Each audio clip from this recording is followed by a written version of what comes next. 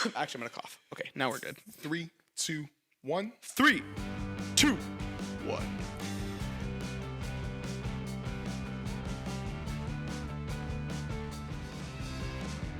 Here we go, guys. Here we go. The episode that we've been waiting on. Top 10 2025 projects. Finally here. I'm excited to be here and tell you guys what it's going to be. Izzy's excited about it too. But before we get into it, you always know we got to start off the podcast right. Welcome to PhilmPod, where we break down films in the way anyone can enjoy. Whether you're new to movies or a seasoned fan, you're in the right place. Yes, you are. Another person who's in the right place. But to my left, Isaiah ZDB Aramia. This is my favorite podcast we will do ever, but this has been the most stressed I've been doing something. I spit everywhere. That's how stressed I am. This is the most stressed I've been working on a podcast thing. Oh, yeah. Because, dude, I was just finalizing my list today. Oh, yeah. I was typing, and I was like, I forgot to put this on my list. And then I had to reorganize everything. Awful. I felt the same way, but if I'm being real, the thing I forgot is probably going to go on my honorable mentions anyways, so yeah. I'm chilling. Yeah. All right, Phil.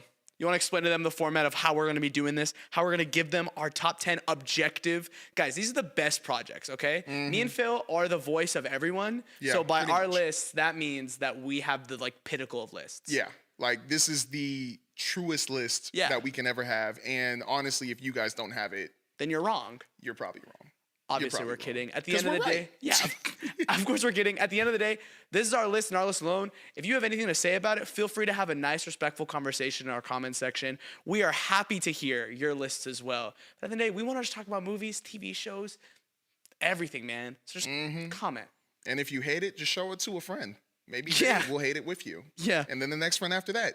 And the next friend after that. I'm already expecting my Stitch, oh, this guy put this movie on his top. And I'm like, yep, I did. I don't care. They can kill me. All right, Phil. Explain to them how we doing this. What are we going over? Get into it. Let's go. All right. We're going to start off, before we get into our top 10, with honorable mentions. Ooh. Movies or TV shows that we thought should be mentioned. At least recognized, right? At least recognized. We're going to start off with that. And then after that, once we finish honorable mentions, we're going to go straight into our top 10 list. Oh, yeah. Going from 10 to 6. Then we're probably going to have a little break. And then we're going to get into our top 5. Yeah. That's just how we got to do it. That's how we got to do it. It's traditional. We got to build it suspensefully. Is that a word, suspensefully? That's a good word. I don't know. think. Is that suspense? I don't know. I got to look at the dictionary after this episode and see if I'm illiterate. Top or 10 just project super of the smart. year, the dictionary. Because Phil learned a lot of words. It's a movie on my list, but let's get into it. Honorable mentions. Who wants to start? How many do you have? I have 6. I have 4. Okay. So here, I'll go first. Ready? All right, let's see. I have 4 honorable mentions. Okay. I have a sentence for each of them. Are you ready? All right. Okay. Some of these are going to be two of the 3. Actually, all of these are shockers. Make it super dramatic when you say got the you. sentence. Okay. For my first honorable mention, a show that means a lot to me. Something that was my personality my junior year of high school. Something that lived with me for most of my life. And if you ask most of my life, that's a lie. Junior year of high school, I'm 20. Junior year of high school, lived with me for a good chunk of my high schoolhood to adulthood. Yeah. If you ask my friends, if you say this thing, they will associate this thing with me. That's how much I love this thing. So my first honorable mention is Peacemaker Season 2. Unfortunately, it didn't make the cut. Wow. And it kills me. That's crazy. I tried to look at it. I'm like, okay, I got to organize what. Okay, it's good. It's great. And the reason why I don't think it hits the top 10 is not for a specific reason of an episode or thing. I think it was just that maybe this season didn't hit for me as hard as the first season did, but it was still as good as the first season. There just wasn't that initial surprise of that greatness of, whoa, what the heck? This show's gonna suck and now it's peak. Season 2 was exactly what I was expecting, and it met that expectation. I loved the looks at, the full, dissecting of the characters, especially Peacemaker. I loved that it wasn't focused on trying to be a superhero show, but more about, a drama almost. And I really appreciated that. So, it's not on my list, but it sits strongly at 11. I really thought you were going to have it on your top 10. Yeah. I thought you were. It was rough. My second, I finished this today. Andor Season 2. Ooh. Andor Season 2 reminded me why I love Star Wars, truthfully. And I can't say that about most Star Wars things that have come out in the past however long. It's fantastic. It's great. I recommend that anyone watch it. I honestly don't think a single Star Wars project has ever captured the fear of an empire as well as this show did, outside of Rogue One, obviously. And it's a crime that we will never get any other Star Wars like this, truthfully. We never know. I don't think they'll ever do anything like that ever again, and it sucks. My third is a surprise because I really liked it when it came out, but I haven't stopped thinking about it since I watched it, and that's why it's worthy of my honorable mention. 28 years later. 28 years later was not a perfect movie, not even my favorite movie of the year. It's not even in my top 10 movies of the year. It's like 11 or 12, I think. Yeah. But I love the way it reversed the whole father and like escorting like their son or something, or that trope in movies. You know, think of The Last of Us. I mainly think of videos. You think of Logan. You think of like games like God of War 2. So many of these tropes where it's always like the big strong man protecting this like little kid, or teaching this kid, or escorting this kid. I loved the switch of this kid trying to take his mom to see a doctor. Something so small ended up being so heartfelt and so important to me, and really got a strong cheer. It was a strong tear out of my face at the end of that movie. Just a fantastic film, and I'm really excited for the sequel. And finally, probably a really massive shock to you as well. Oh, no. My honorable mention is Pluribus. Oh. It doesn't make the cut. And here's why. I expected it. I didn't. I loved the show, and I will praise it for like as long as it goes on for. I think it's a fantastic show. I think it's super creative. And yes, I am wooed by the premise. But what's important to me is this show, I think, has so much potential, and that's why I don't think it's a top 10 yet, especially with a strong year like this. I think in the future, it will be an all-timer. Right now, it's just getting its feet wet, you know? It's just getting in there. And especially after the ending of season 1, I'm like, okay, we're laying some breadcrumbs on, and I'm ready to see what's going to happen with this story. And yeah. It's going to be a slow burn. It's going to be a slow burn, and that's what I like. Burn. All right, Phil, do it. You got me excited now to hear your list, bro, because that shook me that you didn't have Peacemaker on there. Yeah. That shook me. But let's get into my honorable mentions. This might shake some people. The first one. I'm shaking. A movie that I don't want to say surprised me, but I thought was a little better than I expected. And I really did like the concept of it. The Materialist. Oh. I really thought I was going to have this movie in my top 10. Yeah. I am sad I couldn't put it up there. I just think that there were other projects better, but it was such a good movie. Dakota Johnson, Pedro Pascal, and Chris Evans do a good job of that little love triangle. And I said the whole time on this podcast I didn't like love triangles. Yeah, you don't like love. They did that one pretty well. And also just the concept of love in that movie I really liked. Nice. But that is my first. Surprised to even hear that movie. I'm not gonna lie. That's good. I'm already shooken. I'm already shook. I'm a movie guy. There's gonna be movies on it. Keep shaking me. At number 2, technically on this honorable mentions list. Yeah. I'm sad to have this here. Very good horror movie. I have Weapons here. I have Weapons here. This made me sad. This movie was I was super hyped for, but I feel like I can't watch this movie again. Yeah. It was that scary. And I think that played into me putting it a little lower. But the acting, the structure of finding out this mystery of what happened to the kids, really good. And it's forever going to be an 8 out of 10 for me. I'm so excited to see what he does with Resident Evil. Oh, man. Resident Evil's going to be nuts. Next up. Oh, man. Why? This list is so hard. I have The Long Walk here. Okay. And I'm very sad that I have it on my honorable mentions side because I wanted it in my top 10. It was such a good movie. Very good conversations and very, very, very sad moments. I've never, the emotions I felt in that movie were just so tough to get past. Even at the end, I was just thinking I'm never going to walk again. But I just love those boys, man. I love them. I feel so bad. Like, it was just such a good movie, but I'm just sad it's in my honorable mentions, but it was a good movie. You guys check it out. Next up, this is gonna crush you, man. This one's gonna crush you. I have Superman in my honorable mentions. Good movie. I promise you guys I did like it. I just don't feel like it was my favorite of the year, but it was still very good, and you all definitely should watch it. I respect you and love you. The last two, and these are gonna hurt me even more. Wake Up Dead Man did not make the cut on my top 10. And it hurts. It really does. But I just, in here, the movies I have above it, I just feel like should be above it in my opinion. And it still was a great movie. Dude, this is killing like me. a funeral, bro. This is actually killing me. Oh my gosh. Yeah, I told you it's going to kill me. Oh my gosh, I can't wait for us to get into top 10. Wait till you hear this last one. Okay. I don't know actually how you're going to react to this one because... Am I going to walk off set? Last but not least, to finish off my honorable mentions list. He's going to say Avatar. He's going to say Avatar. He's going to Number one. He's going to say Avatar. He's going to say Avatar. He's going to say Avatar. It Welcome to Derry season 1. Really? No. Really? That's insane. I know. I'm bummed for you. That doesn't even hurt me. I'm just bummed for you. I wrestled with this. I had stuff above it where I just kept flipping through, and then I was like, no, I enjoyed this movie more. I enjoyed this show more, so I'm going to put it above it.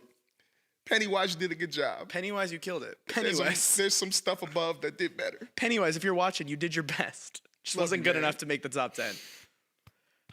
That actually hurt, bro. I feel bad. I need some energy, bro. Hey, I'm sorry you had to do that. I'm really sorry you had to do that. It doesn't feel good. Was that it? Was that all your... Okay. Those are my honorable mentions. Then let's get to the list proper. I feel like crying. Film Podcast Top 10 Projects, presented by yours truly, Isaiah Ramya, and Philip Hannah. Are you guys ready? I will start with my top 10. My number 10. Phil, watch this. This is where bias takes me. All right? Bias is taken at number 10. All right? Look. The show, the comic, the character, the world mean everything to me. It's probably my favorite piece of fiction ever. It's probably my favorite. It's my favorite fiction ever. No way. I'm putting Invincible Season 3 at number 10. And here's why. Whoa. This year has been top quality. This year has been quality for superhero products. This year has been quality for just movies in general, TV shows in general. So many things have just been top tier quality that when I look at Invincible, I have to acknowledge where it isn't quality. In a lot of its instances. Yeah. Its fight scenes are stiff. The animation isn't great. Especially when I'm watching... I've watched so many anime this year. When I'm watching anime that's firing on all cylinders, when I'm watching things like X-Men 97, which came out last year, just look absolutely insane. It does bum me out that Invincible doesn't get that exact treatment. But even still, this season, this arc is probably my favorite arc of the entire comic book. It's the one that like always stood out to me. It was always the thing that reminded me, because as a kid I wasn't a big comic book guy. It wasn't until high school I was like, oh dude, I love comic books. And I think that arc, specifically that conquest fight. And let's just preface early, we're gonna be going full spoilers for the most part. We'll make sure to make it clear when we're talking, but I need to just say it here, that conquest fight in the comic books was so much for me. I cried. Yeah. Genuinely. So going into the show, did I think they were gonna make me feel the same way? No. Well, they did. And I was floored. I was so impressed. I was like fiending for it. I was like, dude, this show can be this. I just wish it was that all the time. And I think it'd be much, much, much more higher if it wasn't that. But even still, the writing is great. The voice acting is great. Oh, yeah. The world is still so interesting. I'm loving all the changes they're making to the comic book. Nothing has bugged me at all. And season 4 is only looking to be even more promising. Yeah. I'm so excited, but I have to acknowledge that it's definitely not the most quality product ever. Okay. I first thought was shook, but the way you explained it makes sense, right? Yeah. But I still am shook that you have that at 10. I thought it was hard. You know what's funny? It was gonna be top 5. Before we go into your turn, it was originally my number 4. And I had to really sit and move things. Yeah. 4 to 10? I'm telling you, it was hard. This list was hard. This list was so hard. This is going to be a tough episode. Yeah, it's going to be a tough episode for sure. But Phil, I want to hear your number 10. All right. Now, this project right here, I actually do think was better than It Welcome to Derry season 1. Whoa. And I wrestled with it. I went back and forth. But I just had to put Marty Supreme at number 10. Wow, okay. I was low-key trying to see if I could put it higher. But it's still just... And Timothy Chalamet does a good job acting as Marty Bowser. But him being an a-hole to some people still got me so angry sometimes where it's like, I can't put you higher. I will put you at 10, but I can't put you higher. But that movie Very good, very well directed. Love the way it looked. I already talked about it a lot, like 2 weeks ago, but it was such a good movie, bro. Like, it never had dull moments. It never had you sitting there like, how much longer is this movie? Because every second there was something new going on, and that's what kept me in the loop. That's what I love in movies, and that's what this movie accomplished in me to get it on number 10. Wow. Also, the side characters were unbelievable. Gwyneth Paltrow as Kay Stone, Odessa as Rachel Misler, Tyler the Creator as Wally, and apparently George Gervin, Iceman, NBA player from the Spurs, he was in it. He played Lawrence, and I didn't know. I am so sorry I didn't say anything earlier. That was nuts to me. And then Luke Manley as Dion Galanis, he was good too. But this movie was so good, and overall, loved it.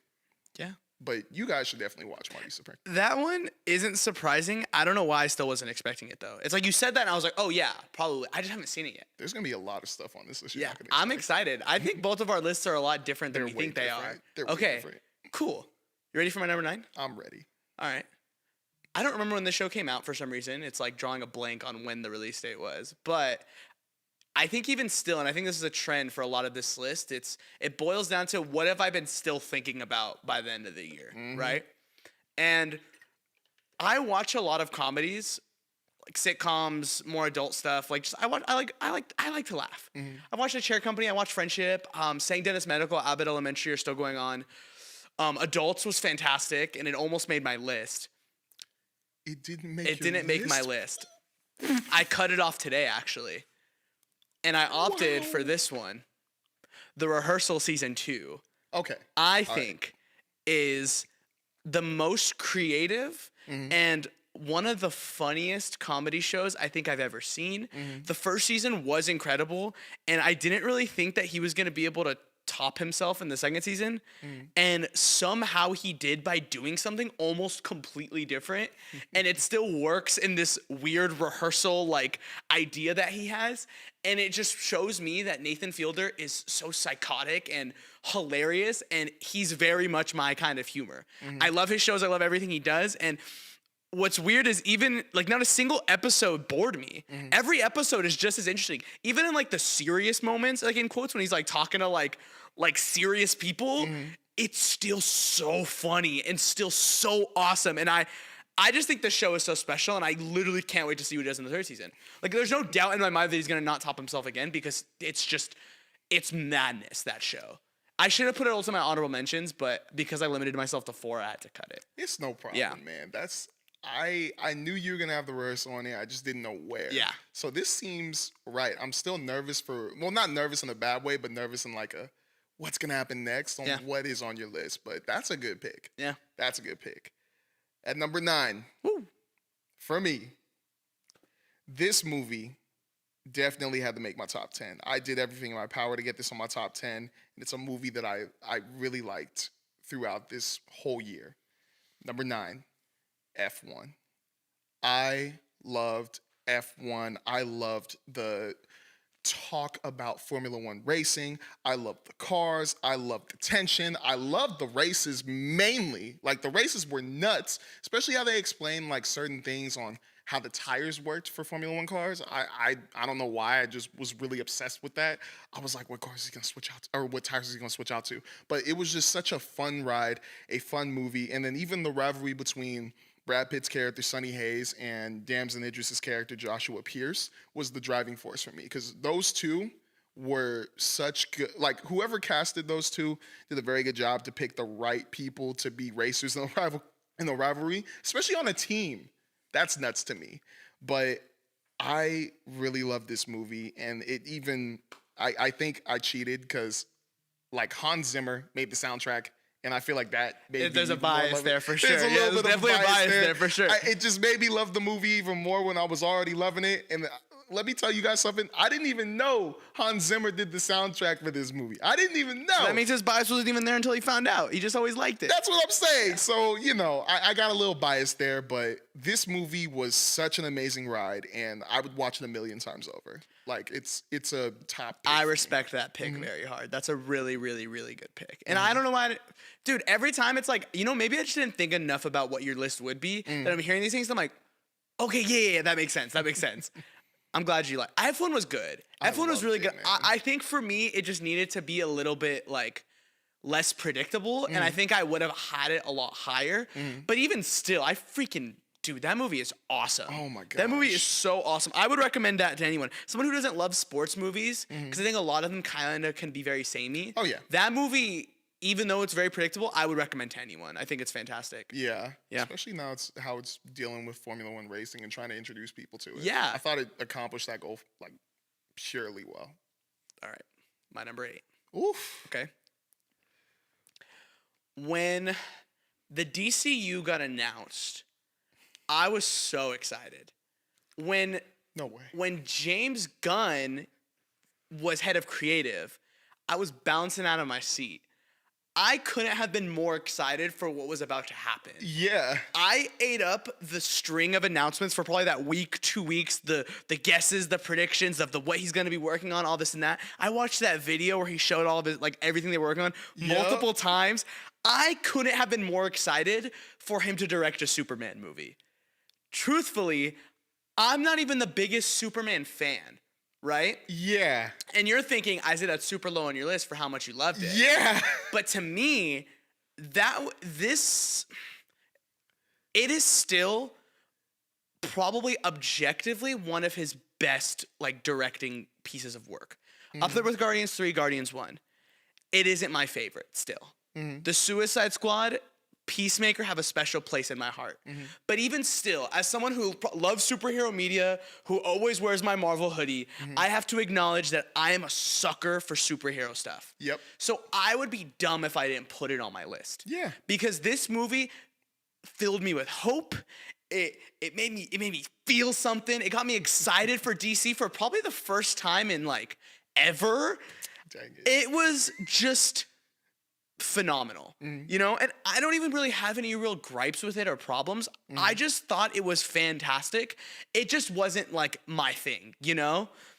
But even still, this movie filled me with so much confidence that James Gunn is literally gonna do so much better than whatever they were working on beforehand, right? And I'm not gonna throw that man his diss. So I'm happy to say that Superman's my 8. And more importantly, his conversation with his dad is probably like top 2 moments of the year for me. I think that conversation it just really shows what that movie does the best. It's not like the big loud fight scenes. It's not the super massive like love stuff, even though it does the Lois and Clark like romance stuff perfectly. Yeah. But I think what hits more for me is the way it was able to really make Superman feel like Clark Kent. And I just think that's so important. And it was with that conversation of his dad that it solidified that movie being like an all-timer of just superhero movies in general. I think it's just a perfect scene. It's so beautifully shot. It's so intimate. It's so close. And I was floored by that scene. But yeah, also love to David Cornsweet, love to Rachel Brosnan, love to Nicholas Hoult, love to the whole cast. Fantastic. Nicholas Hoult specifically, I love. Oh yeah. My favorite scene outside of that more serious stuff, it's something I still quote. Excuse me, I'm gonna cuss just for the quote when he says, "Super shit, Lois." You know that one specifically pisses me off. It's just, it's so good. It's just that scene. I was crying, laughing. It was very funny. Fantastic movie. Fantastic movie. It just the other ones are definitely better. The interview scene was unbelievable. Like I remember Oh, starting yeah. that movie and I was like, this is really well done. Like I was laughing the whole time. I was like, I love how the camera keeps going in a circle between the two.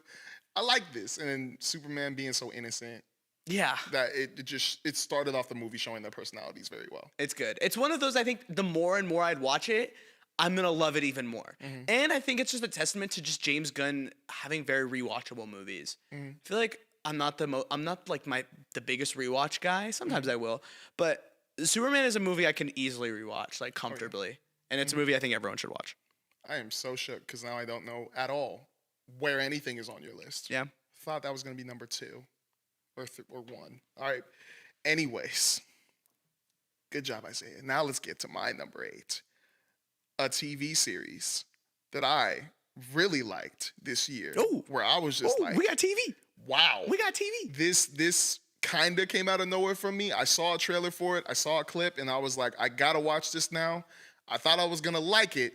I loved it.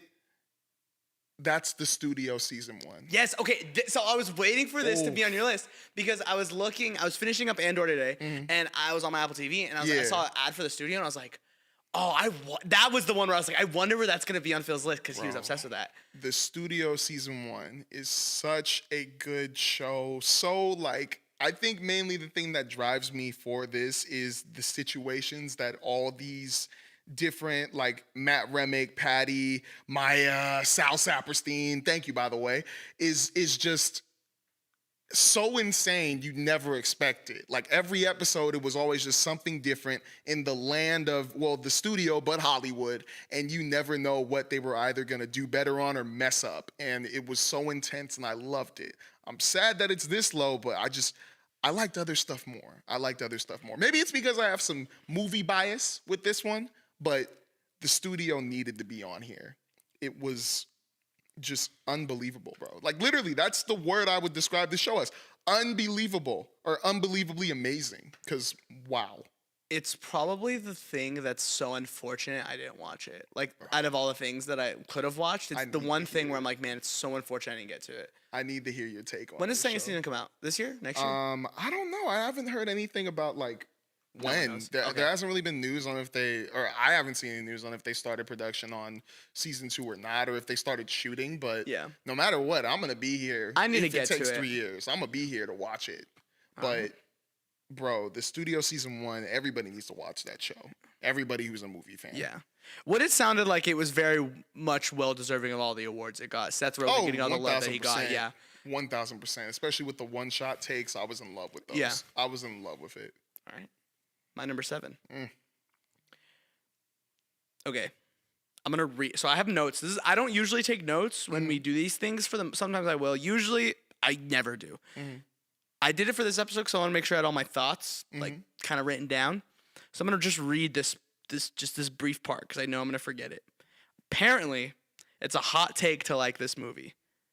With a 4.1 out of 5 stars on Letterboxd, it is clear that I guess I am the only person who liked this movie. All right, maybe you. I think you might have liked it too. Maybe. All right, maybe. Well, what is it?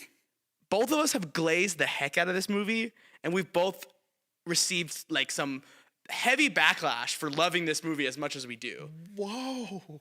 So at number 7, I'm putting Sinners at number 7. Phil, listener, oh, you talk about this movie so much. How is it not your number 1? You said it's better than One Battle After Another. You said that it was the best thing ever. You said it deserves Best Picture. Yeah, all that is very much true. It is. It probably has like the most sauce out of like a live action movie I've seen this year. It has some like fantastic performances. Michael B. Jordan freaking plays 2 characters and he kills it at both. Oh yeah. The themes this movie tackles is absolutely fantastic. The very few moments of action and a lot of tension are all expertly done. Ryan Coogler, in my opinion, has solidified himself as like literally like the next generation of great directors. I really want him to just do more original stuff, be sort of like a Christopher Nolan type where you're just moving on from different project to different project. I want that for him because this movie showed me that he has like a brain that I want to like examine, you know, because he's an interesting dude. So Sinners is my number 7. There are better things. There are things. Here's why it's number 7. It's just not an Isaiah movie. It's not a movie that I would rewatch a whole lot. It's not like a movie that I'd be like, yeah, that's like my favorite movie ever. But I can acknowledge it's one of the best movies I've seen. And I've said that before, and I'm waiting for the TikTok of getting absolutely murdered again. It is one of the best movies I've ever seen, for sure, hands down. But it's not a meme movie. And that's why it's like on probably a normal person's list, it'd be top 5. But for me, it's just like there's other things that I just like or I prefer in movies more. Honestly, I respect the heck out of you for saying that, Thank bro. you. Because you could have just been like, it's number 1, easy, list done. But the fact that you got it like at a certain level and you explain yourself and you telling exactly why you got it there, that's all I asked for. That's all that matters. That's all that matters. All that matters is that you listen to our defense of why we think these things and not immediately jump onto hating us. I think don't Sinners even is fantastic, and I'm waiting for it to be on your list. I'm just kind of excited. Oh, it's on my list. All right, Phil. Number 7. Let's hear it. At number 7, this is a show that you just talked about, and I had to put it here because it was incredible this year. And it wasn't just incredible, it stayed with me because it was Invincible. Yeah! I have Invincible season 3 baby. at number 7. And I just had to put it here, bro. Like, this was one of these seasons that I've been waiting on. I'm still waiting on season 4 because that's another like arc that I really love. I mean, everything past season 2 I love, but season 3 was especially what I wanted people. Like, me talking to my friends going like, so what'd you think of Invincible season 1? What'd you think? Oh yeah, I loved it, bro. Omni-Man's a terrible father. That fight was brutal. So you think there are gonna be more fights that are probably better? Probably not. I watched Invincible season 2. It's not all that good.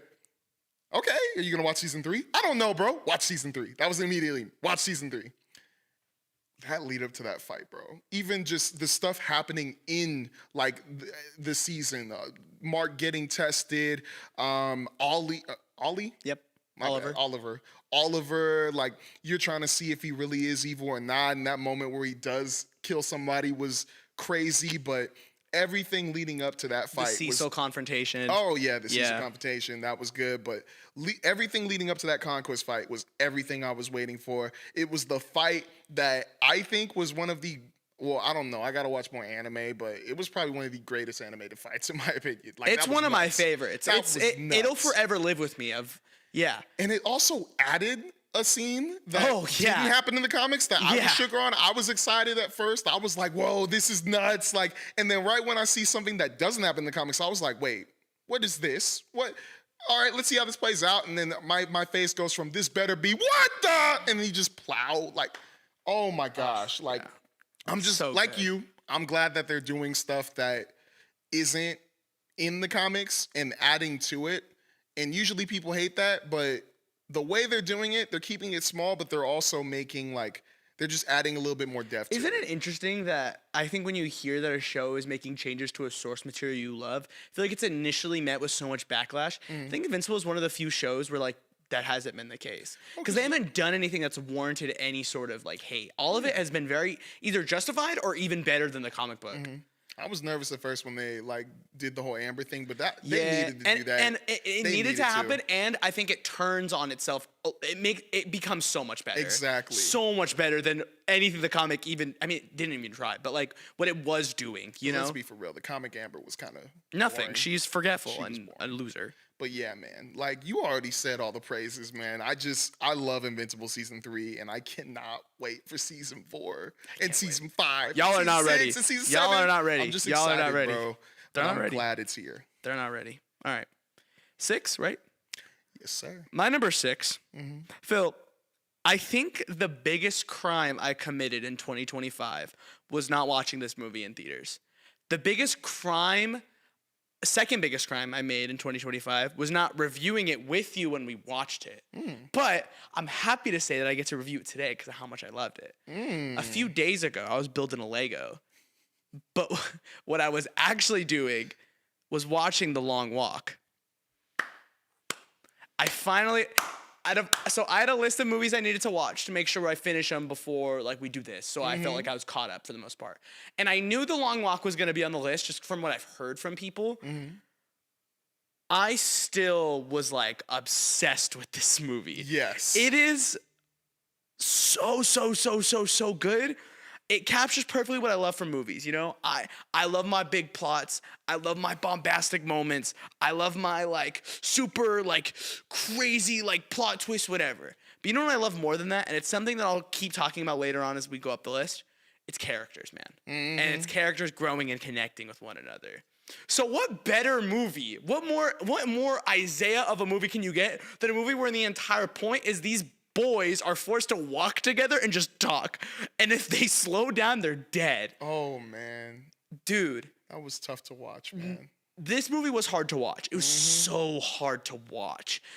Things like the pooping scene and like the foaming out the mouth and man. like just the torment you see them, the ankle walk, the taking off the shoes. I'm being fairly vague because I think it's important that people watch this movie. Yep. I mean, I'm not really being. I kind of spoiled some things, but it's okay. It's okay. Look, what made it harder to watch was that I like genuinely cared for these dudes. Exactly. It wasn't a matter of just making me feel uncomfortable or grossed out. It was making me like kind of being like, dude, I don't want to see this. Like, I don't want to watch this happen to them. Leading to like probably one of my favorite endings of the year, and one that like weirdly surprised me because I thought I had this movie written. I was like, I know it's gonna end. It seems very obvious and clear. No, dude, that ending hit me, and that final shot of him walking away was kind of awesome. Oh, it was. I wanna give 2 shout outs to just the main 2. Yep. Cooper Hoffman and specifically David Johnson, who are just absolutely stellar. Both of them. David Johnson, for sure, I think is so good in this movie. He's probably the best in this movie. But I think all of his praises kind of overshadowed Cooper Hoffman. Yeah. Because he's also so good in this movie. They are both, like, I want to see them in more things. They are both so fantastic, and I loved every second of this movie. Genuinely, I loved every second of this movie. It's a movie I'll probably talk about for the rest of my life, if I'm being honest. I think it just makes it better that David Johnson, like we saw him in Alien Romulus. Yeah, and he's the best in that movie. He did unbelievable in that movie. That, you know, Cooper Hoffman coming in, it's like to me, I haven't seen him in other stuff, so this is my first time seeing him. David Johnson, I've seen him before, so I got to know Cooper Hoffman, thought he was incredible. David Johnson, he's incredible too. These two together, they're a dynamic duo. Yeah. They are 1,000% a dynamic duo, and I am still sad I don't have the long walk on my list, but hey, don't worry, I got this. It's on my list. It's represented well on my list. I had to watch it. I'm so glad you have him there. Phil, what's your number 6? Number 6. Woo! A movie I've been waiting on for a long time, and it's come. And You're gonna say Avatar. Yes. Thank you. It's Avatar: Fire and Ash. I'm very sad that it's at 6. We had to talk about this, a long talk, and you all need to watch it because it was very good. But I'm a huge Avatar fan, and I will say it again. This movie, it's still good, but it just did not fully, I think it's at a 85% that I love the crap out of it, but it just didn't fully gel with me. Didn't fully. It was gonna make my top 10. It was going to, but I still feel like there are some things that didn't really need to be in there, and it took me out of the moment. And I needed this movie to be better than Avatar: The Way of Water. I needed it to, but it wasn't. But that's still not a bad thing. Avatar: The Way of Water, that's one of my favorite movies of all time. This movie is still good. I would choose to watch this 3-hour and 30-minute movie over a lot of movies. It's just, I wanted it to be better than Avatar: The Way of Water. Can I ask you a question? Yes, sir. It's not on my list. Oh. Do you think this movie could go up? What? It's not on my list. Do you think this movie could go up the ranks as you keep watching it? Do you think after subsequent rewatches you would be a lot higher on it? You're going to have to repeat the question. You said it's not on your list? No, it's not on my list. And you'll understand why when we keep going. You really thought it was going to be on my list? Yes! Really? Tyler, do you think it was going to be on my list? Yeah, come on. Tyler know me better, and I've known him a lot less, not as long. Okay, all right. I'm not mad. I'm just shook. Okay, my bad. So, do you think on subsequent rewatches this would be higher on the list? Do you think if you rewatch this movie over and over again, it'll kind of slowly climb the ranks, or do you think it's solidified at your 6? I think if I were to watch these movies over and over again, I don't think it could beat my top 5. Okay. I don't think it could. I just enjoy my top 5 more, and with Avatar: Fire and Ash, I love it, but I would prefer watching these ones over it. Okay. But yeah, I'm just wow. Yeah. There's nothing. I'm not mad about it. It's your list. Yeah. I'm just shook you didn't have it on it. What can I say? These movies are just better. All right, these movies are just better. Okay, I can't wait to see this. But before we go into our top 5, it's important that we.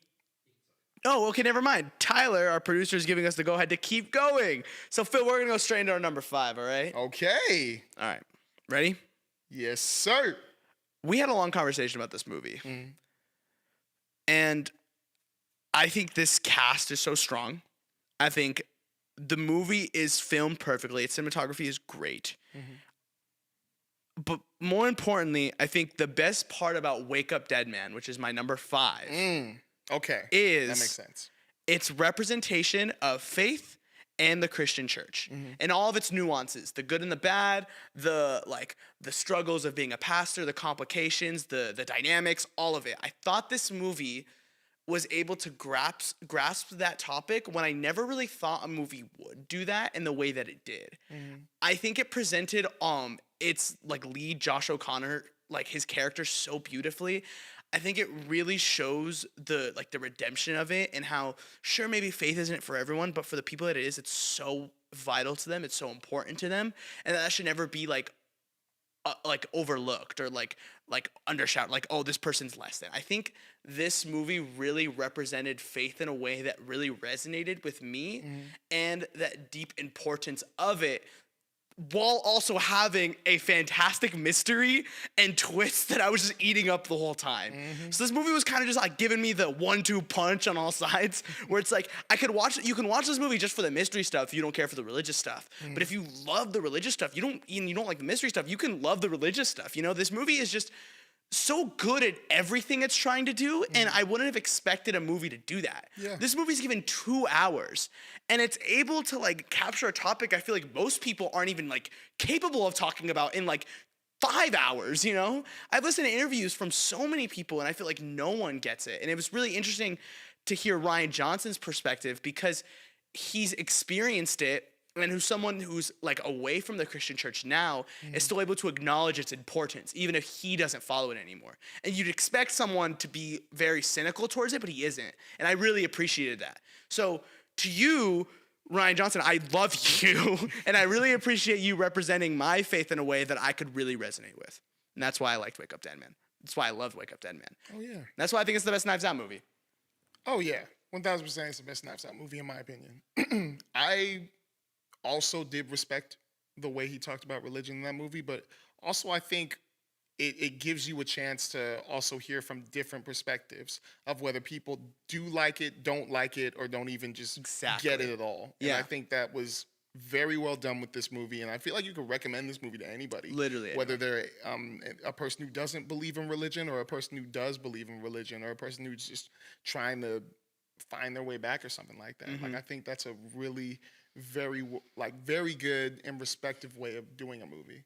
Yeah. It's so good, dude. That's a movie that I want to go on the mountaintops and just tell everyone to watch. It's it's that kind of movie for me, where I'm dude, I think the top 5 are a bunch of movies that I just resonate with really hard, and that's why they're top 5, And this movie is probably the testament to that. It's yeah, this movie felt like it heard me, it really felt like it was speaking to me, and I really appreciated that, because I wouldn't have expected it from a Knives Out movie, especially as it was coming out. I wasn't expecting much. I expected it to be good. I expected the mystery. I was not expecting what I got at all, and I didn't watch a lot of reviews on it too, and it made it all the better. I don't watch a lot of movie reviews, but I do read stuff, and I didn't read really much except that it was good, and I loved it.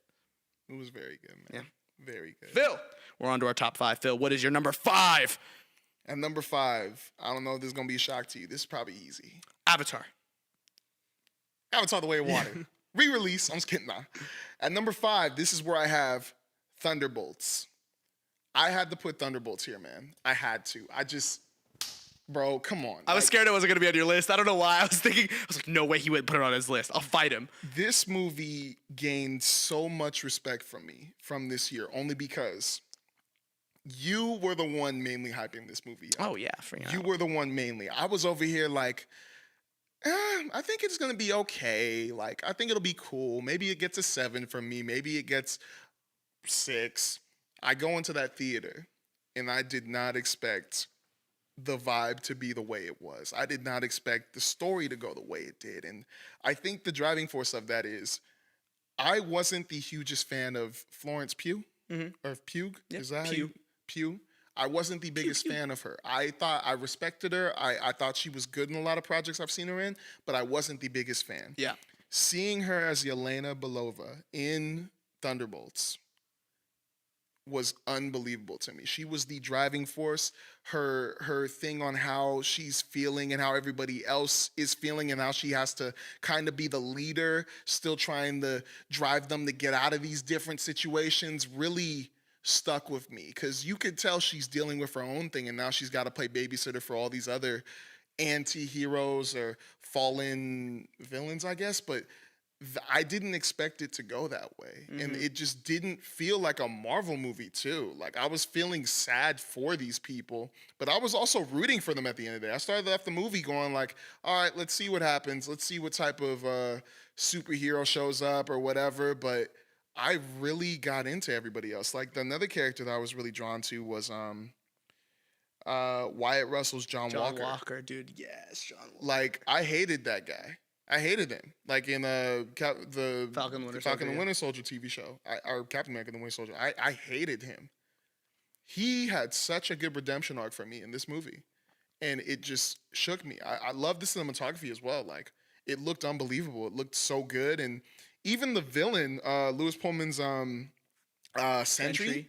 I was shook by him too. I still don't know too much about Sentry, but his whole thing on that and him fighting himself pretty much, I loved. But this movie was a huge surprise to me, and I gave it a 9 out of 10. I was hoping for a 10 out of 10, but it was just a super huge surprise, and I just had to put it on my list. I had to. Like, especially at top 5. Like, this was one of my favorite movies of the year, and it was unbelievable. I'm really happy to see it on your list. I was scared it wasn't going to make it. But before we get into our 4, and then our 3, and then our 2, and then our 1, we're doing our annual cut. So be ready for that. 3, 2, 1, cut.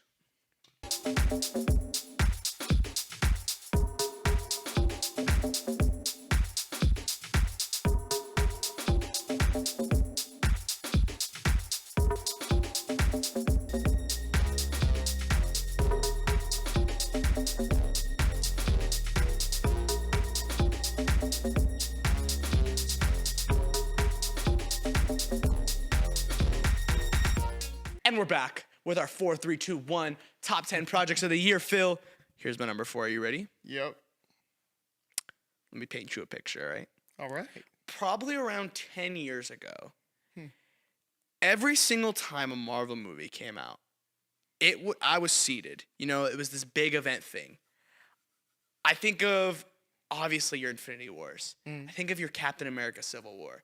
I think of the way I begged my dad to go watch Logan because I was 13 years old and I didn't know if I was allowed to watch a rated R movie in theaters.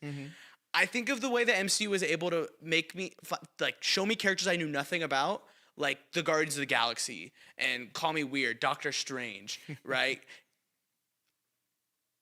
That's what the MCU was. Yeah. It was showing you characters you never thought you would like, making you love them, you know?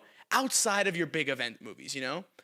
I'm not an MCU hater. I've never been. Even after the quote-unquote fall off of, you know, when we were getting all our series, you know, our Miss Marvels, our She-Hulks, I still watched. I, stopped openly talking about Marvel, in social circles, because I just hated, hearing how negative it was, you know? Because I enjoyed a lot of this stuff, you know? I'm not going to sit here and tell you She-Hulk's great. It isn't. I'm not going to tell you Miss Marvel's the best thing ever, but I enjoyed it. I loved WandaVision, Loki, Hawkeye, you know? I loved Shang-Chi and Eternals. But none of them really made me feel the same way those other movies did. You know, the Doctor Strange, the Guardians of the Galaxies. But I think for the first time in that, 6 years, more than that, 8 years probably, I finally felt that again with Thunderbolts. Thunderbolts was a moment. It was a moment for me. I had been excited about it since they announced it initially. When they posted that concept art picture of all the characters standing next to each other, and everyone was like, "Oh, where's Abomination? Where's the main? Come on, we want the real villains." I literally didn't care. I was like, "Oh, these are all characters that I want to learn more about," and this they all have a very similar moveset that'll lead to a really cool, I think, dynamic. You know. I still wasn't ready for how great Thunderbolts was going to be. And that's why it's my number number one? Four? Four. Yeah, that's why it's my number 4. It was fantastic. Yep. It was so good, Oh, dude. yeah. It was amazing, and I loved it so much. It's probably a top 10 MCU movie for me. I think of Lewis Pullman's Bob Sentry being one of my favorite villains in recent years in the MCU. I think of the team of specifically the two standouts, John Walker, you said it, and Florence Pugh, just absolutely flooring me, dude. Look, Florence Pugh, I think was my favorite part of Black Widow, and I'd stand on that. She was the reason why I tell anyone to watch that movie. She's so good in that movie. John Walker, I know I hated him because I'm supposed to, but I loved his character. Like, I just thought a character like that has so much room to get, like, to grow and be better. And I was so happy to see the MCU finally taken seriously for once. Finally, like, able to, like, talk about some serious topics like trauma and surrounding yourself by, like, a good group of people and finding community and things like that. I was so happy a Marvel movie could look good again. Yes. We haven't had a Marvel movie that looked that good since Eternals. I still think Eternals looks better, but that's because it's just so much grander. It's a different conversation. But finally, we have a movie that, like, looks really good. I don't have to sit and scroll and see memes of a kid's head floating and an awful CGI from Doctor Strange. It finally felt like the MCU that I loved so much was back. And to get that ending of, like, the new Avengers hit like absolute crack. And he called it. And I called it. And to get a post-credit scene that finally made me excited for something they were trying to set up was just, it was everything. And it really took me back to, like, that feeling of being 12, 13 years old again. Feeling I haven't felt. I'm 20 years old in 7 years. So you already said it greatly. The movie is just, it's so good. It's so good. That's a movie I can see becoming an all-timer for the MCU for me. I think just as time goes on, the more I rewatch it. But it's so good. And MCU's back, baby. Man, oh man. I don't use that term lightly. MCU's back. That 1000% is a top 10 MCU movie for me, bro. Like 1000%, no competition. Did you have anything else you wanted to say? No.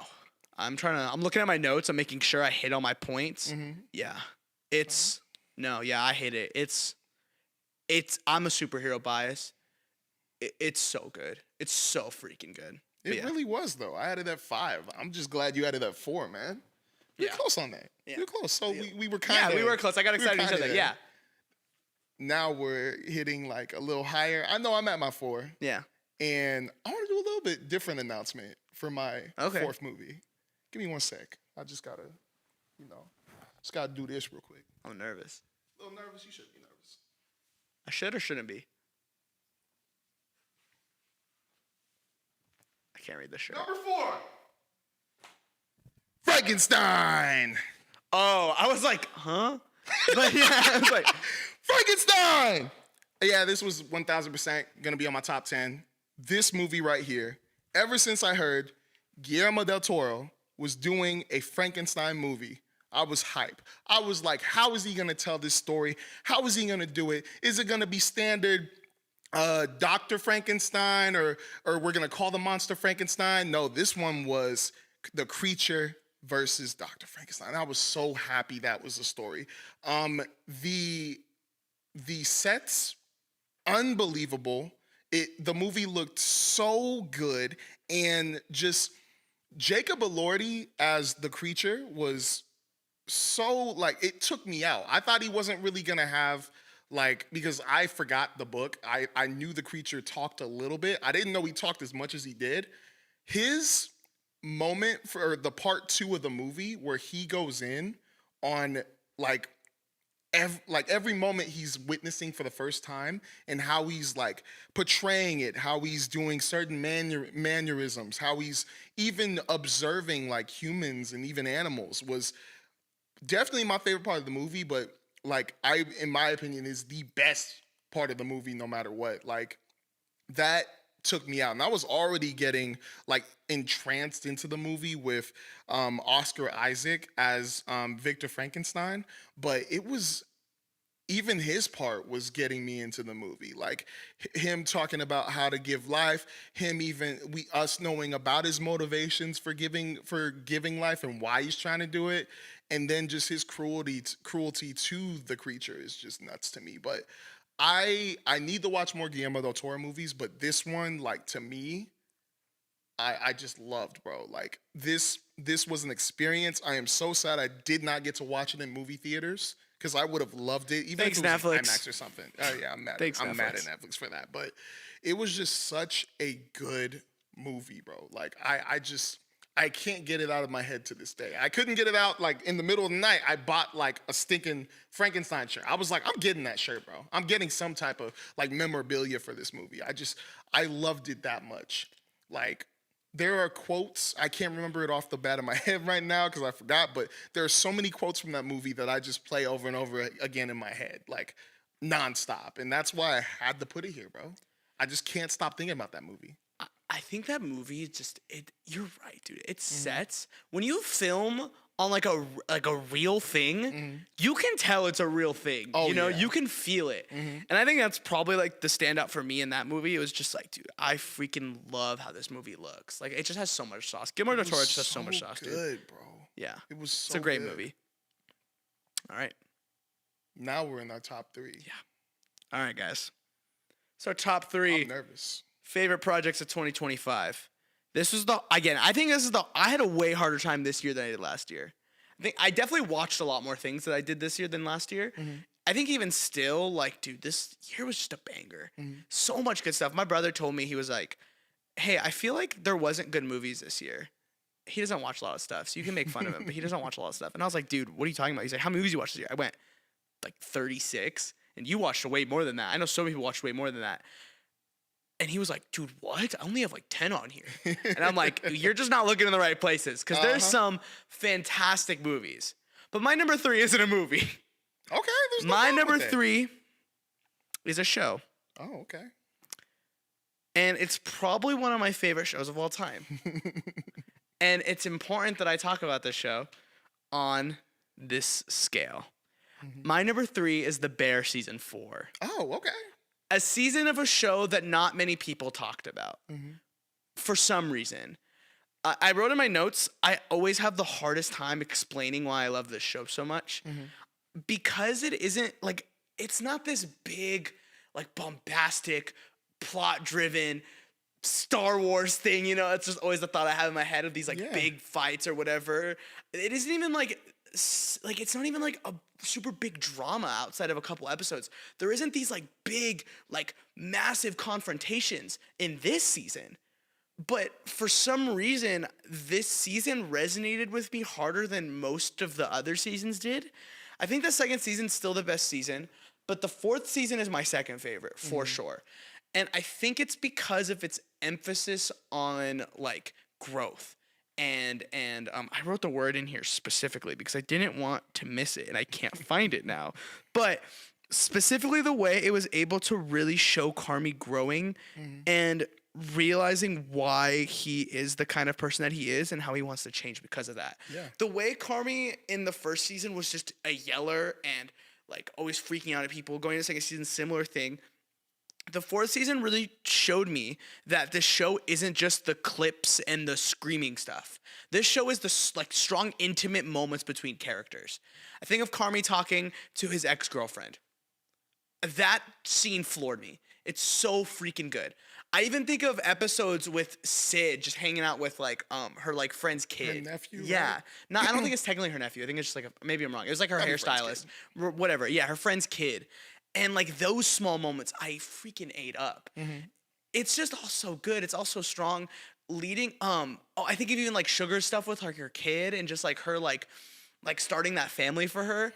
So good. The wedding episode isn't like you watch the wedding episode and you're expecting yelling and screaming, and it literally is the exact opposite of the dinner episode. It's the exact opposite of that Christmas episode. It's just characters finally maturing and acknowledging their problems and talking things out. I think most importantly, my favorite part of the show is all the conversations feel so authentic and real. Yeah. Characters aren't afraid to talk over each other. That's something you don't see in things ever. Characters always say their line, the next character says their line, next character might be like, wait, and then like says their line. These characters, like, it always feels like they're actually arguing. Yeah. The final episode is a real testament to that. It's just a 40-minute argument. And the whole time you're watching it, you're like, dude, just let the person finish. But that's like real conversation. That's real arguments. Yeah. And that's why I love the show so much, because it's able to capture such intimate moments while also being above what it's been perceived as. This like big, yelling, funny, like, oh my gosh, that was intense, you know? No, it's so much more than that. And I think the show is going in a direction that I appreciate so much. I saw so many people say the show's kind of in like a comfortable, like steady pace. But I think this show, where season 3 I felt that, I feel like it's shot up. Where it feels like it has a more clear direction of where it wants to go and take its characters, specifically Carmi. And I literally can't wait to see how they end it, because it kind of feels like they're wrapping up the show. Oh, yeah. And I think by the end, it'll be my favorite show of all time, probably. Bro, this show's legendary. It's legendary, bro. I never expected to be as good as it was, especially with season 1. I thought I was just going to watch a fun, really crazy, like, restaurant going insane 24/7, but it turned into more than that. I was a little more down on season 4 than you, but like it's not like season 4 was all bad. It's just that it didn't fully stick with me to be on my list, and probably just not to me to love it that much. But it was still a good season. It was still good. It's just not my favorite. It was weird, dude. I cried more than I expected watching this, actually. I don't know why. This show resonates with me. I relate to it on so many different levels. Outside of just like the family aspect of it, the characters, and like, I think the way they talk about success and trying to become this like thing is just so good, dude. It's so real. And I think that's why I appreciate it so much. I watch a lot of fiction, obviously. Watch a lot of superhero stuff. I didn't realize how much I love like this kind of thing, you know, and The Bear really showed me that I love this kind of thing. So, man, I'm glad you have it on your list, man. Has to be represented. Has to be represented. That's really cool. Yeah. That was really cool, man. Whew. Did you have anything else you want to say? Go, number 3, Phil. At Avatar: number 3, Fire and Ash. Man, you guys should already know. Oh, do I? I don't think I know. You guys should already know. You wanna try to take a little guess? Oh, can you give me a hint? Nah. No Just say hints. it. One project off the bat of your head. Go. I don't even know what you haven't said yet. 3, I don't know. Just go. 2, 1. I can't think of a movie. There we go. Too bad we're not twins. Oh, yeah. Because you would have known on the spot, but Twinless is at number 3. Why didn't I? You're right. I should have guessed that. You're so right. This movie came out of nowhere for me. I am so glad the homie Tyler told me about this. Homie Tyler. I had no idea. He's crying off camera right now. He's so happy. This movie was. I'll give him a tissue later, man, because he deserves it. This movie was He's so not actually crying. stinking good. If you all, I'm gonna be for real. If you all haven't seen this movie, watch it. Shame on you. Shame on you. For the year of 2025. Shame on you. That's the biggest crime you could have committed. This is arguably one of the best movies, or the best movie of the year. This was so good. Like, shout out to Dylan O'Brien. Shout out to James Sweeney, actor and director of the movie. Also, shout out to Eileen. How many of you can act and direct? I didn't think so. He probably. I can't do it. But this movie was such a surprise, bro. Like, the plot was so good. It was so, like, random. It was very well edited. Like, I didn't know where the heck or why the heck it started out the way it did, but then 10 minutes in, you find out, and it's a huge, like, I was sitting in my seat going like, all right, I'm learning. Then the next scene plays, and I'm like, wait. Oh my gosh. And then it plays throughout the rest of the movie, and it's just, it's not just a crazy ride, it's a crazy, funny experience that also makes you very sad. Very sad, but it was the right mix of so many different emotions. Like, I was shook. I was in that theater, like, laughing and then sitting there going like, oh man, but it was just such, it was incredible. It was incredible. Like, the whole time before I'm even like going into like all these other movies, I'm thinking like, what's gonna beat Sinners? What's gonna be better than Sinners? And I walk in this theater and watch it, and I'm just like, that actually can compete. That actually might be better. Wait, no, yes, no, yeah. Bro, I didn't think I would laugh at a movie as hard, like, ever. Like, cause I have favorite comedy movies. I have favorite like drama movies too. This one is definitely up there as probably like top 5, top 3, maybe even top 2 and not 2. Like, it's probably number 1, but I was so impressed with this movie. I was so impressed with the direction. I was so impressed with the acting and the different, like, obviously the editing. I need to give the editing more like props, because there were so many times it's just like you expect this movie to just be like good on story and shifting it, but then there were a lot of really good camera angles and switches where I was like, wow, like this is really well made. Like when you watch that movie, you're really gonna see that it was really well like thought out, really well planned, and really it was an original story, like a pure original story that just came out of nowhere for me. And I loved it. Like I just can't, I appreciate that movie so much for this year. Because if it weren't for that movie, I'd just be like, oh yeah, easily like this movie number one. But movie everyone's talking about, you know? yeah, but I just wish there was more talk for this movie, because it's a hidden gem. It's the hidden gem of 2025. Oh yeah, not even a question. Yeah, big time. But I greatly appreciate this movie. I greatly appreciate my homie for like telling me about it and letting me come with him to go see it. But I was just unbelievably impressed, and I'm never gonna forget this movie ever. I bought it on Apple TV so I can watch it whenever I want, and I'm happy to. I'm gonna show my kids like when they grow up. When they grow up.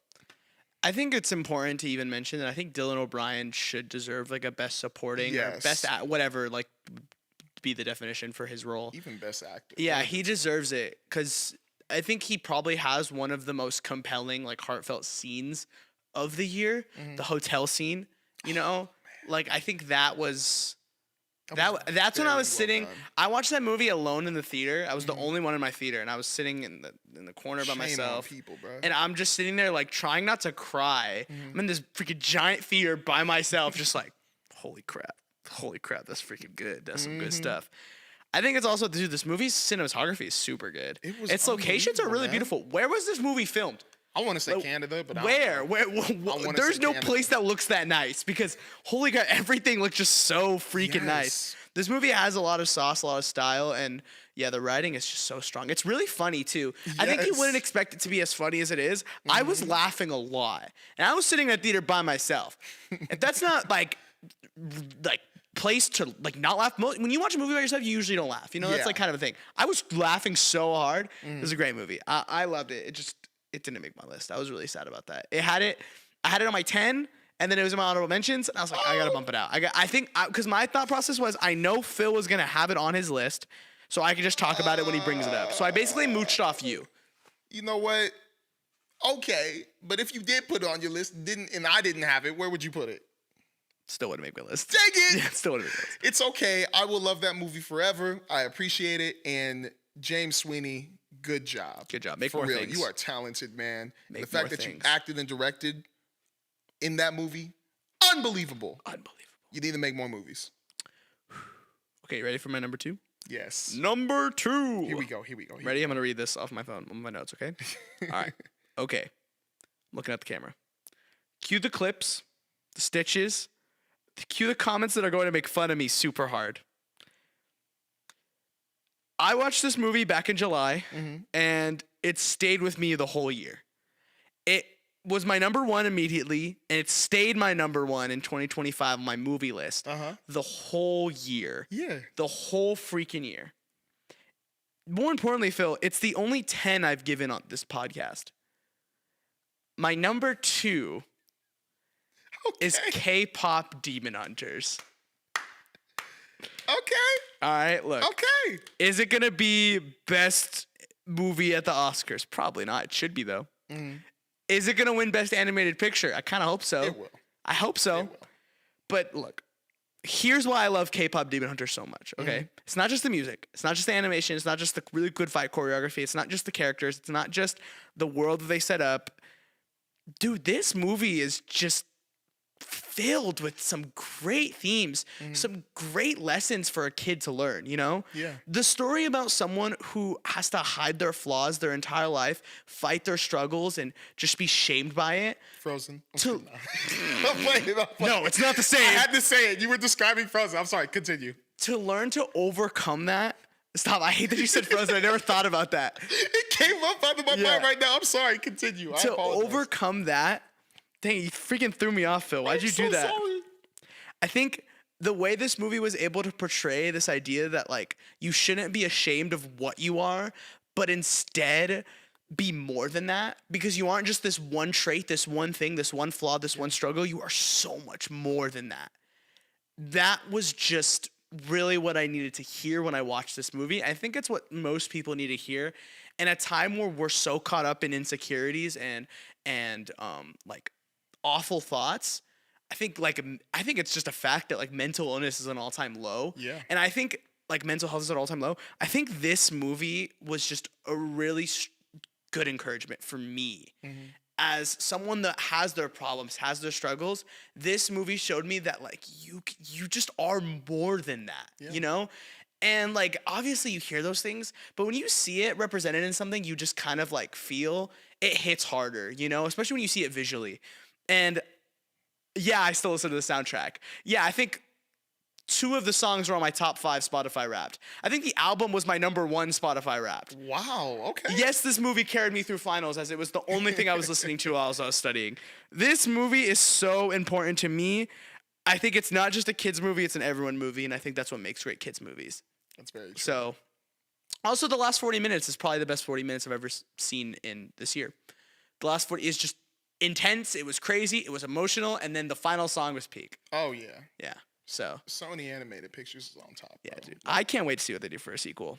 Like, whenever you have a random movie come out of nowhere from Sony Animated Pictures and you watch it, it's just an unexpected banger. And I think that's something important to me is I think usually what I love about these lists, usually what I love about like my top 3s, my number 1s, whatever, is it's always something that I don't expect. Yeah. Usually when I'm anticipating a movie, I usually land it around a 9. They rarely ever hit that like 10 out of 10 experience. I think of Logan hitting that 10 out of 10 experience, even though I expected. I think of John Wick 4, I expected, you know?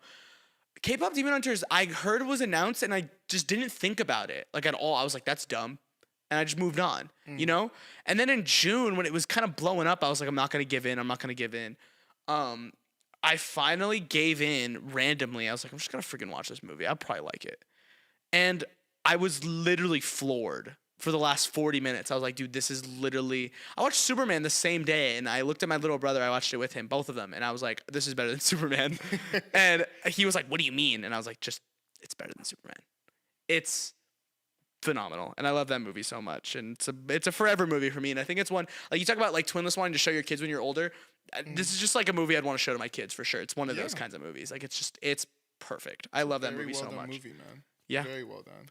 Watch out for GOAT when it comes out later too. That's probably gonna be a surprise also. I'm assuming K-Pop Demon Hunters is your number 1. Nah.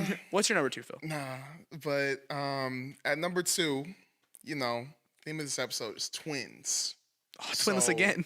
Had to go with another movie that got some twins. Some real rough twins. I gotta go with the Smoke and Stack twins from Sinners. There we go. There it is. Whoa. I got to. What's your number 1? I like holding some. I know. Don't say it. But like, I know. I'm just like, what the heck? Okay. You guys have heard. If you guys don't follow us on TikTok, we always be talking about. I always be talking about Sinners. I love that movie. This movie was everything I needed it to be. I really thought it was gonna be a generic like 7 or 8 out of 10. This was a 9, close to a 10.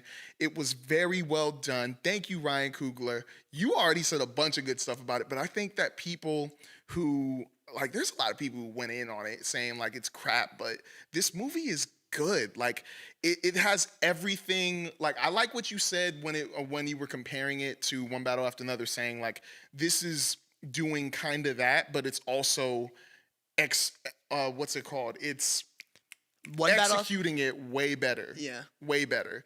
And I agree with that. It's just from start to finish, I'm fully engaged in this movie. Like, it's not just the music, it's the story of like family, maybe even family curses, and then going on into what you really need to be growing up. Because Preacher Boy, like, I'm fully obsessed with like what type of future he's gonna choose. And him wanting to be like the Smoke and Stack twins, but even Smoke himself telling him, you don't want to be like us, man. I feel like that is a much better lesson to be told to the younger generation a lot of times, because like, I know that's a missing thing that I feel like some people don't talk about. Like, because there's a lot of times people want to be like their idol or their like what's super cool. And the Smoke and Stag Twins, you saw how everybody was reacting to that movie. Everybody knew them, everybody respected them, and instantly like you could tell like money, power, and fame got them places. But it's not all that it seems to be. And I like how that was the lesson with Smoking him. Like that was one of the things that stood out to me. Like him telling like Preacher Boy, like, yo, just go up the path, go live with the good black folk or something. It's because you don't want to be like us, man. Like they were telling you what happened with them. Like they stole, they robbed, they're resorting to this because they have to. It's not all it lives up to be. Like the image is good, but there's still better ways to get out of where you are, man. And I love that. I love it wholeheartedly. Like I'm just so obsessed with this movie. I'm just so happy. If it wins Best Picture, I'm gonna go nuts. If it doesn't and another movie wins, I'm not gonna be mad about it. I'm gonna appreciate it. But I'm so glad this movie came out in 2025. I am so glad, and I am grateful that it's gonna be forever on like my top 10 all time. It's definitely gonna be up there. Like I'm in love with this movie. Such a freaking good movie, dude. Such a good movie. I think it's a movie that we'll probably talk about on this podcast for probably ever. Honestly, yeah. I think it's an also all-timer. Beautifully shot. Oh, dude, like, yeah. Unbelievably shot. Like it's probably the best looking movie to me. Yeah. It goes Sinners, for sure. Twinless, everything else. And then really fast, let's just talk about it really fast. The music scene when Preacher Boy's playing. What's he playing? What instrument? He's playing. Not a good. He's playing guitar. Okay. But he's singing "You Lied to Me" or "I Lied to You." Yeah. Oh man, that scene is unbelievable. I know everybody keeps getting tired of hearing people talk about that scene, but you all don't get it. It came out of nowhere when you're watching it, and when you're finally understanding why it's going on, it's insane. Yeah. That's why I don't understand why people are getting mad at us for liking the scene. They'll be like, "Oh, you're just mentioning that one scene." It's not just one scene. It's probably a top 5 scene of this year. And that's hard to say. There's a lot of scenes in movies. For us to say it's a top 5 scene, yeah, that's crazy. Yeah, dude. I think of just also if we're gonna let's talk about more scenes. The final like quote unquote fight scene. Let's talk about the scene where it's like, oh, come on in, and like they all start that peak. I think of when they show up at the first time. I think of the first initial like showing off of the vampires. Come on, dude. Like dude, come on, like all that stuff. Like the movie is phenomenal. It's so damn good. Are you ready? I'm excited for this one. I wonder if we have the. Maybe we don't have the same. Okay. Wait. That's a good thing. Okay. Wait a minute. Ready? Here's my number 1, okay? I didn't see. Okay, good. My number 1 project of 2025 is none other than My Hero Academia, the final season. Okay, it's not yours. Wait, you finished? Yeah. Oh, thank God. I can't wait to hear your take. Go and on. It's not on your list? It wasn't. I still loved it, but it wasn't. All right. My Hero Academia, the final season is, I'm just going to say it. Ready? It's the best season of TV I've ever seen in my entire life. I'm going to say it. Ready? It's probably one of the best things I've ever watched in my entire life. Ooh. I'm going to say it. It's probably one of the best things I've ever experienced of my life. Ooh. I rated every single episode on IMDb a 10. Every episode is just firing on all cylinders. Wow. The animation, the writing, the character development, everything is just... It's going. It's going. It's perfect. With I think a show that is rocky. It's not the best all the time. It has some boring arcs, but when it has its moments, it has its moments. So take some of the best arcs. Take just some of the best fight scenes in the show. I think of All for One versus All Might. The fight against Stain. I think of the Todoroki versus Deku in the tournament. I think of the Yakuza fight where they're fighting Overhaul. Yeah. Take that and just dial it up to 11. Because imagine those things scattered between seasons all in one season. And it's just incredible the whole dang time. Phil, I think what made this better for me is how important the show is to me and my little brother. We've been watching this show since COVID. So like what, 2020? Yeah. We watched the show since 2020. and it took us forever to catch up. We didn't catch up until the 7th season finished. So this was the first season we were gonna be able to watch weekly together, and we both were like, every episode just wow. I kept looking at him and I'm like, dude, I want you to know this. We're gonna talk about this for the rest of our life. Like, this is something that we're not like. Trust me, nothing is gonna be this for us together as brothers. Nothing will be this good. Okay. You ever see the clips of people reacting to the final arc in Dragon Ball Super? I don't think so. Okay, it's hype. It's videos of people just screaming, cheering, all that stuff. Me and my little brother in our room jumping up and clapping like we're watching an MCU movie. It was so real. Oh my gosh. But it isn't just hype moments and aura, which I think is what you hear when you hear anime. For me, it's the small moments. It's Bakugo and Michael B. Jordan knows, he's been talking about it. He's with me on this one. It's Bakugo finally being acknowledged by his mentor who he's felt his whole life he's been overlooked by. That moment was everything to me. His genuine smile like made me cry. Like, actually, it was peak. I think of Deku, even though this is a bombastic moment, I think of more so like the personal aspect of it, of him finally getting his final smash and him becoming that great. That was nice. And that final shot of his fist in the air, perfect. It's perfect. It's just perfect, okay? I think of his conversation with Uraraka on that, like, top of that hill mountain building. I don't remember what it was, but on top of that thing, looking over the city. And him looking at her, this girl who's felt like her power can't be anything. She can never be a great. She can never, like, get Deku to, like, acknowledge her. For him to look at her and be like, you are my greatest hero. That's absolute cinema. That's absolute cinema. It was so perfect. I think My Hero is my favorite anime of all time. I think it is officially. I know it's rocky. I know it's not the best. I like its filler arcs. I like when it's just the kids hanging out, planning a music number. I don't know why. I like stuff like that. It's just fun. It's comfortable. It's easy. And sure, Attack on Titan is great and all this the whole time. But dude, the 3-season run that the show has went on from 6, 7, 8, perfect. So perfect. I liked the epilogue so much that they gave all the kids too. All these kids that, like, the whole time they're questioning what their careers are gonna look like. You see them thriving and happy, and it meant the world, dude. It meant the world. It was so good. It was so good. And I can acknowledge, though, that I don't know. I think everyone could acknowledge its animation, its style, its sauce, all this whatever. But I understand that I think people won't resonate with it as hard because the show isn't, like, perfect the whole time. This is definitely a lightning in a bottle. Like, it's just, wow, holy crap.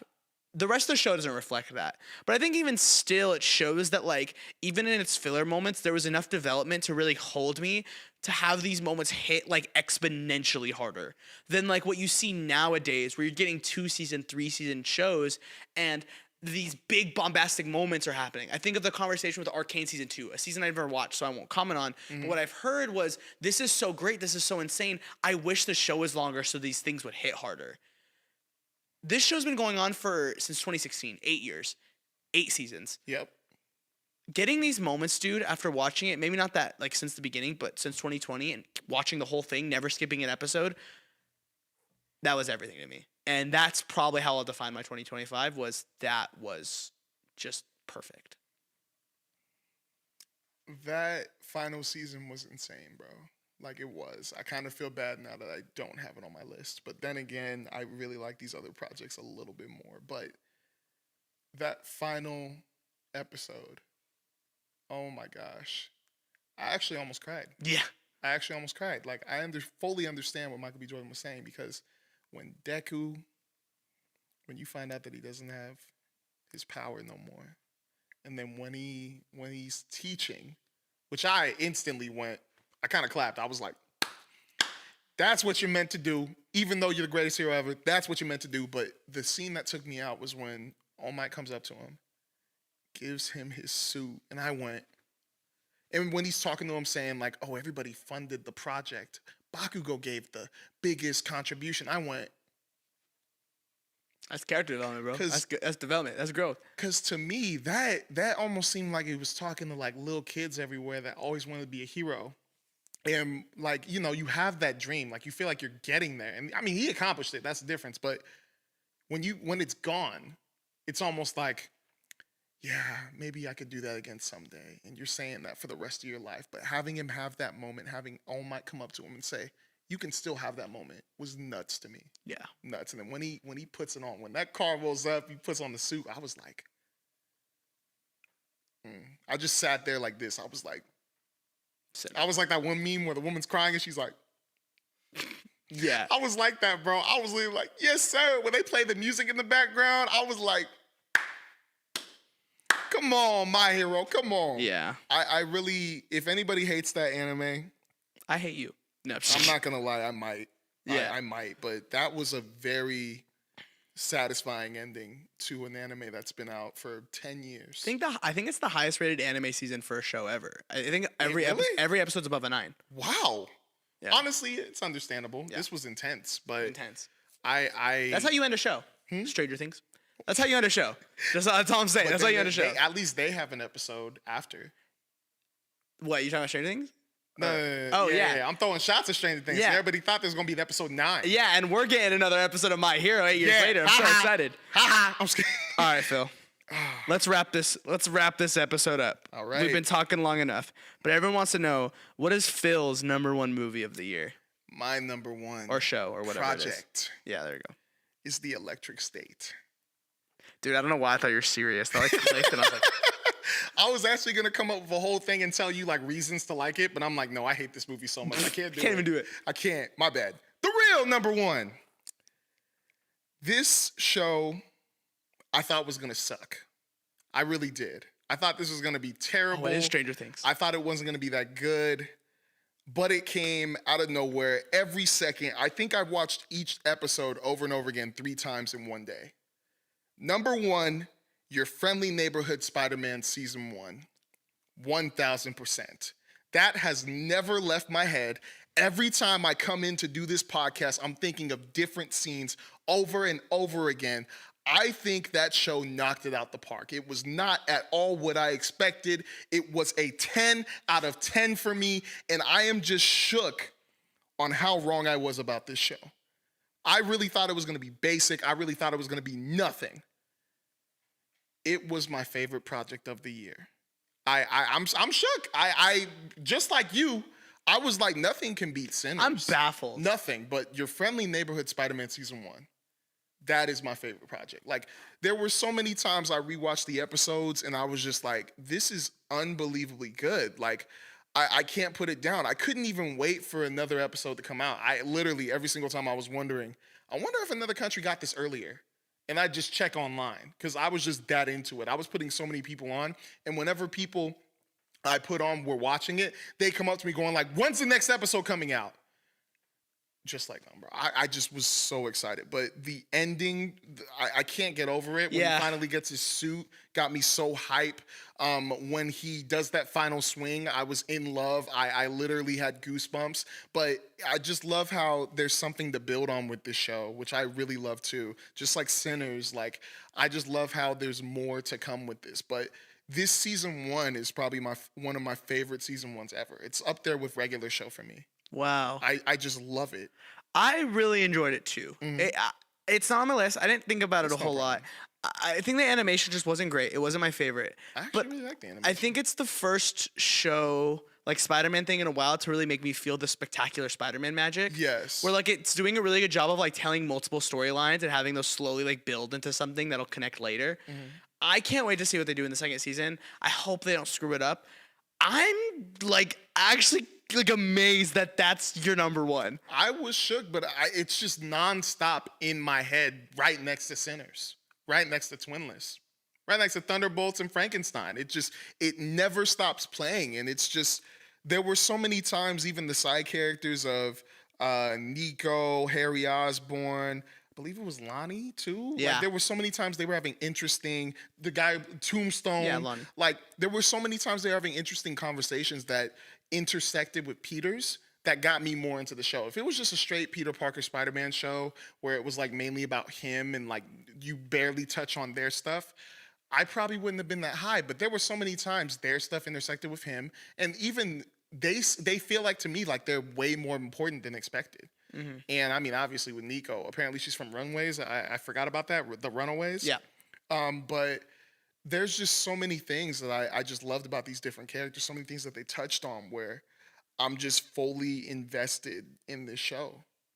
And I feel like it was it's another project that's a pure Spider-Man project. It is, and we don't get that, and we don't get that very often. No, like with Miles Morales, Spider-Man Into and Across the Spider-Verse movies, those are pure Spider-Man. even the most recent Spider-Man 2 game, I feel like isn't That- all Spider. okay. I think it's. I thought it was kind of, but I think it's like still. I like it's very. I think what I loved about Friendly Neighborhood, which I'm worried about for the second season, is I loved Peter Parker being front and center. yeah. I feel like we always throw in a Spider-Man. We always throw in more Spider-Man, and it's like, all right, like let's chill out. Peter Parker is great. I know your gripes about it. I know. Yeah, but it's good. It's good, and I really enjoyed it. I'm excited for the second season. I can't wait. Big And I think it's gonna be good. I respect that. Hey, You're like, come on, man. It ain't no wild robot. but what way to bring in 2026 than with our favorite projects of 2025? I hope you guys enjoyed this episode. I hope you guys were surprised, freaked out, jumped around maybe, typed some angry comments, typed some really nice, happy comments. Hope you guys enjoy. Please make sure to like, comment, subscribe, and all the things. YouTube, Twitter, Instagram, Spotify for you audio listeners. Have a great rest of your day, guys. And have an awesome 2026. Yes, sir.